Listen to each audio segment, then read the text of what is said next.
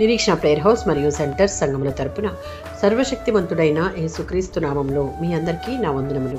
నేటి దేవుని మాట లూకా సువార్త 1వ అధ్యాయం 49వ వచనం. సర్వశక్తిమంతుడు నాకు గొప్ప కార్యములు చేశాను. మరియా ఒక సాధారణ యువతి. దేవుడు ఆమెను పరిశుద్ధాత్మ ద్వారా గర్భమును ధరింపజేసి యేసుక్రీస్తును కనుటకు ఎన్నుకున్నాడు. ఎలిజబెత్ ఆమెను ఆశీర్వదించి, స్త్రీలలో నీవు ధన్యురాలవు అని 42వ వచనంలో చెప్పగా, అప్పుడు మరియా తనను గూర్చి కాదు, దేవుని యొక్క గొప్పతనాన్ని గూర్చి స్తుతిస్తూ, సర్వశక్తిమంతుడు అనగా బలవంతుడు నాకు గొప్ప కార్యములు చేశాను అని చెప్పి తన జీవితంలో జరిగినది దేవుని కృప వలనేనని ఒప్పుకుంది.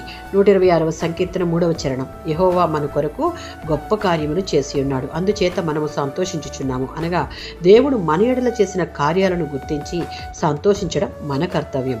1 సమూయేలు గ్రంథం 2వ అధ్యాయం 2వ వచనంలో హన్నా చేసిన స్తుతికి మరియ చేసిన స్తుతికి చాలా పోలిక ఉంది. ఇద్దరు దేవుని యొక్క పరిశుద్ధతను మహిమపరిచారు. ద్వితీయోపదేశకాండం 10వ అధ్యాయం 21వ వచనం. ఆయనే నీ స్తోత్రము, ఆయనే నీ దేవుడు, ఆయన నీ కొరకు గొప్ప కార్యములు చేశాను. దేవుడు మన జీవితాలలో చేసిన గొప్ప కార్యాలు ఆయన మహిమను తెలియజేస్తాయి. ఎఫెసీయులకు రాసిన పత్రిక 3వ అధ్యాయం 20వ వచనం. మనం కలిగి ఉన్న మన దేవుడు మనం అడుగు వాటి కంటేనూ ఊహించిన వాటి కంటేనూ అత్యధికముగా చేయగల శక్తిమంతుడు.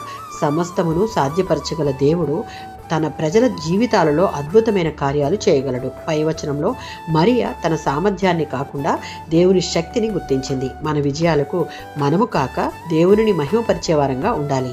మరియ సామాజికంగా గొప్ప వ్యక్తి కాదు, అయినా దేవుడు ఆమెను ఎన్నుకున్నాడు. యాకోబు పత్రిక 4వ అధ్యాయం 10వ వచనం.